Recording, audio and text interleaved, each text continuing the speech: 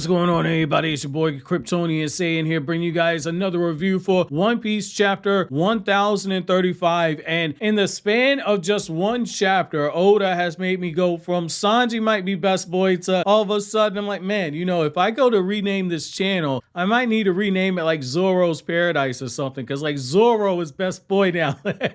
Yo, this is so cool, man. This dude Zoro, this man's fight, the way that he ends it off with King. I don't know if maybe it was like the narrative thing that was going on with King, but I love the way that this concluded. We're definitely getting to a point to where Wano is beginning to wrap up, man. This has been one heck of a ride, man. Due to YouTube's changes, I can't necessarily say the words I want to use, but this has been one wild ride. So the chapter opens up where you have Sanji and he's completely finished off Queen, and Sanji ends up handing over that rat back to the girl that was looking for it. And you have a moment where Sanji is thinking back to his own time when he was on the Barate, where everyone's looking at him, he's cooking and he was making food for the rats. Well, you have a moment where Sanji is smiling as he's thinking about that, and Sanji ends up falling over. The narrator then goes on to say that Sanji was the winner. However, the real meat of the fight itself is the Zoro versus King battle. And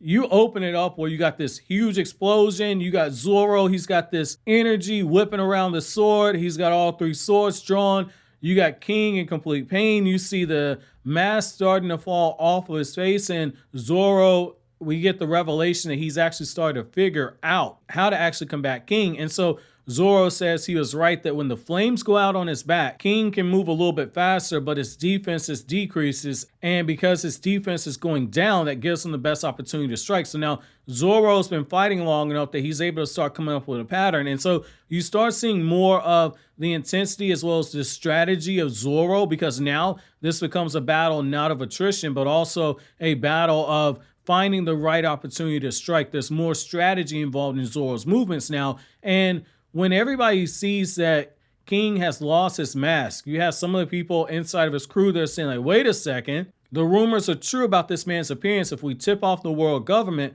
we can get 100 million berries. But before they can say anything further, this man King draws his sword, you got the flames shooting out of it, and he just incinerates everybody, basically saying like snitches get stitches at this point, or rather snitches get ashes. And so you have a moment where everybody's screaming in pain and agony, and the castle that's on my house already burning down. However, this man King is just staring with no remorse for anybody, and he's looking up over at Zoro, and Zoro's like, hey, you didn't need to do all that. If they were distracting you, you just could have came up here and I could have put them hands on you anyway. And Zoro goes a step further. Zoro, I'm starting to understand why when I got into One Piece, there are all these memes that Zoro was racist, because Zoro's like, hey, what are you anyway? And what you end up seeing is that this man ends up getting super pissed off, and King ends up flying up towards him, and King's like, I don't need to explain myself to a dead man. And as they start to exchanging blows, and you see Zoro countering it at those high speeds that King is trying to hit him with, while also King trying to maintain the high ground because he's got the wings,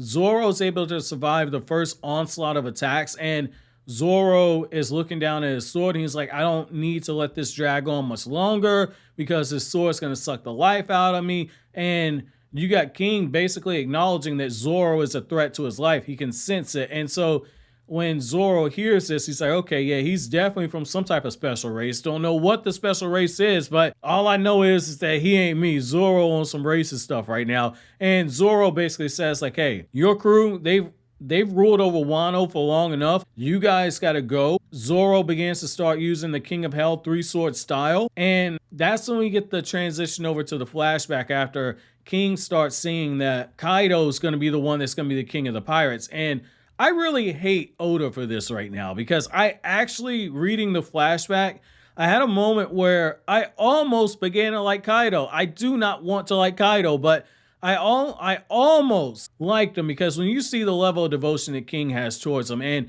you see the backstory where this man was being experimented on and doing all these tests at the world government on him. You got a much younger Kaidou. This is probably sometime after the whole thing with the Rocks Pirates. You have Kaidou looking over at him and saying like, hey, I'm going to be king of the pirates. I'm going to be the one that changes this world.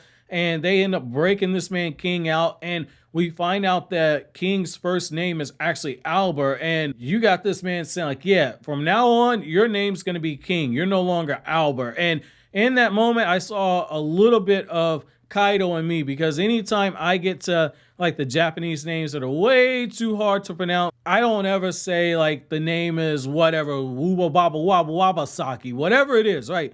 I don't ever say it. I just go in the back of my mind, yeah, the name is Bob. Like, I'm not even going to try and say it because I'm just going to butcher it. So the name is Bob, or it's Sue, or it's Jane, it's Joe, whatever. Something easy to remember, right? The most American thing ever to do. Well, the thing is, Zoro, as he's having these flashbacks, Zoro launches off one of those attacks. He notices the pattern with King. He notices that the flames are on, so he says there's no point in trying to attack. He says that the flames are hot as magma, and Zoro ends up blocking the attack, and he realizes that the way that King's weapon is kind of focused is that the blades can actually destroy his, and King isn't able to pull it off. And so Zoro makes his counterattack, and after King speeds himself up in order to land an attack on Zoro, Zoro realizes that now's the time that he can actually land the hit on him. And so because King sacrificed defense for speed, Zoro's able to slash him really quickly, and King realizes that Zoro's timed all of his attack. And that's when Zoro starts playing some of the mind games, and you see some of the intelligence. Like, it's easy to look at Zoro and say, this dude is just a big brain dead lug, where like Zoro, as long as there's action and beer and swords, the guy's ready to go. We're seeing here that like Zoro's really good at just coming up with strategy, and he's always been able to come up with strategy in fights, but this is definitely a high point for Zoro. And Zoro begins playing the mind game, saying like, you're not scared to take my attacks, are you? And he's playing on the pride, and that's when King says like, biologically, you're not able to actually take me down. And Zoro's like, biologically, whatever it is, just saying, I don't care.